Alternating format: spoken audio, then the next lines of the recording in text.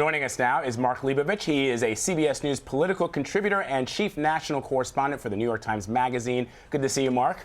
In the studio. Good to be here in the studio. In person. Standing up experience. That's how we roll at CBSN, yeah, standing up. All right, let's begin to get your reaction on what we just saw yesterday. In a hearing that was focused largely on the president's tweets, the fact that they would send out a false tweet, live tweeting this hearing on the false tweet about President Obama wiretapping Trump Tower. What did you make of it? It's all very dizzying. What world are we living in? Yeah. So a FBI director comes before Congress to talk about a president's tweets that were apparently not true, and then the president live tweets falsely while over what the FBI director said in the testimony about this. It's all very head-spinning. It's all very typical of what we've seen in the first 60 days, and you know, the question is, will there be anything that comes from this? I mean, well, first of all, the investigation, which seems like it's going to be going on for a long time, which I think is terrible news for the Trump administration. But ultimately, this week with the Gorsuch hearings and also health care, you know, what will the resolution be of that? Because those are the substantive things. Right, and it's a good question because most Americans are working. They're not watching this the way that we are, you know, the entire thing. This is our work. This is our right. So, but when the TV. president tweets to his 20+ million followers, and he tweets this information, that's what they retain. They don't retain the fact that Director Comey rebutted that or the Congress did. Yeah, it's unclear what exactly they retain. I mean, they presumably are at work too. I mean, I think the notion that people are just sitting all day looking at, you know, waiting for the president to tweet is probably overstated a little bit. I mean, I think one danger for him is if he just keeps doing this, and there are polls that show pretty decisively that the president, or people don't like the president tweeting, certainly as much as he does. I mean, it doesn't seem to be part of his repertoire that people like. And, you know, it could be having a numbing effect. I mean, I think you do have to be, if you're a president and you tweet, and this is obviously very new and uncharted territory, you have to be very judicious in how you use this tool. Mm-hmm. And he obviously uses it, you know, quite frequently and to some good effect at this point. But the question is that eroding? So there were a couple of main points, though, that observers were hoping to find out about during this hearing. One, they wanted some kind of confirmation that the FBI was investigating whether or not the Trump campaign had some sort of link to the Russians. And the other one was they wanted some reaction to the president's assertion that President Obama deliberately wiretapped him, and the FBI director rebuked that. These are two huge things. Sure. You said, you know, what will become of this sort of stuff? What will the impact be? Does this even have a particularly long shelf life? Oh, sure. Okay. I mean, I think so. I mean, certainly the one on the wiretapping might have a short shelf life, but what's interesting about that is that happened over 2 weeks ago. I mean, this is the president completely self-inflicting a distraction on his agenda at a very important time.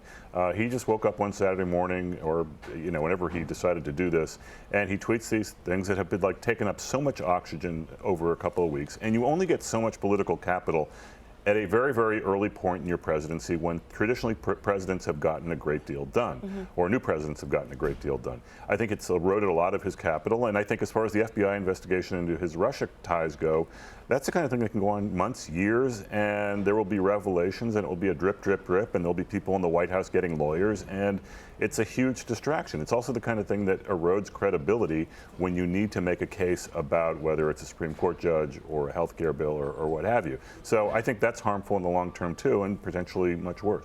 So we saw two tactics yesterday during that Intel committee hearing. We saw Democrats talking about the wiretapping and the fact that the Russians may have meddled in the 2016 election, and we saw Republicans focusing on the illegal leaks, which the Democrats, to their credit, also said was an issue. But that strategy of one party going with one side of the conversation and the other party sticking to another one, is that a good tactic? Well, it's depressing. I mean, I'll tell you that. I mean, it does show you that for as much change as we have been promised and how Washington is going to be shaken up, I mean, there is this sort of reflexive partisanship that both sides sort of fall into.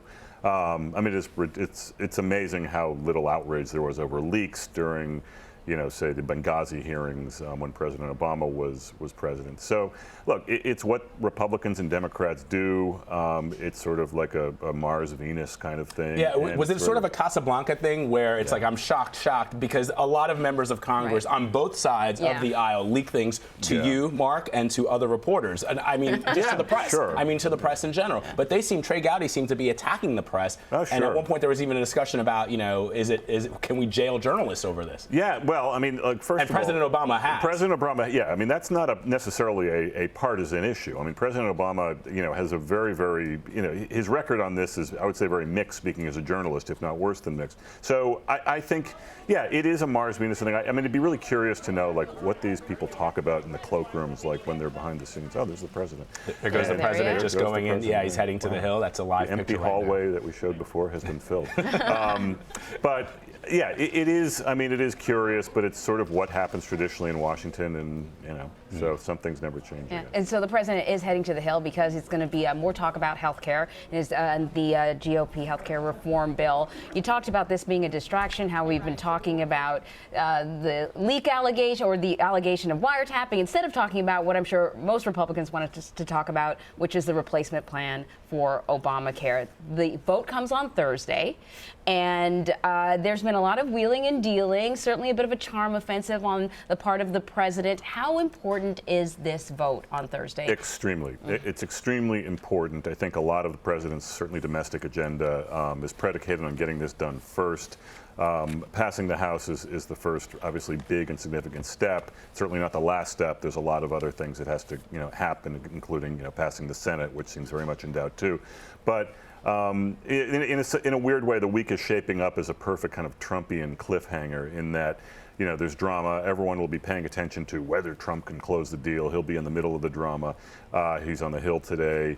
I assume that will sort of play out over the next couple days, and we'll see if he can get it done. But I think if he does get it done, it's obviously not over, but I think it's a good story for him at the end of a week that started a bad. Well, there's so much happening that, we forget sometimes that, for example, the president's new travel ban is still being challenged by the courts. And yesterday the president was in Kentucky at a rally, a campaign-style rally, and at one point he mentioned the ban, and he talked about 9/11, he talked about San Bernardino, and he talked about Boston with regards to the ban, but none of those attacks were perpetrated by people from the countries on the list that he and his administration have put forth. I mean, in the case of Boston, they were from, Eastern Europe, basically, Russia, the former Soviet Union, right? They were all the way across. And the 9/11 guys were all from pretty much Saudi Arabia, two or three from UAE.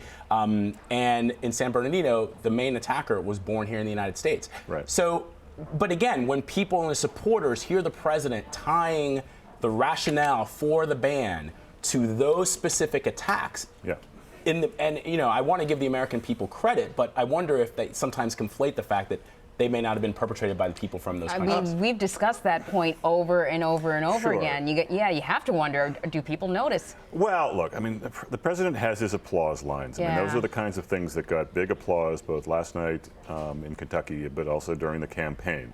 There's also, we're going to build a wall and have the Mexicans pay, and people would chant, we're going to chant, lock her up. I mean, a lot of these things are obviously things that get his supporters very excited. Whether they're grounded in things that will actually happen or whether he had any intention of making happen is another story entirely. And again, I think the test of the early presidency will be how much patience does this base have for the disconnect between the lines, the excitement lines at the rallies and what can actually happen in the real world. Probably another reason why this health care bill and at least getting a W in that category is so important, particularly at the end of this week.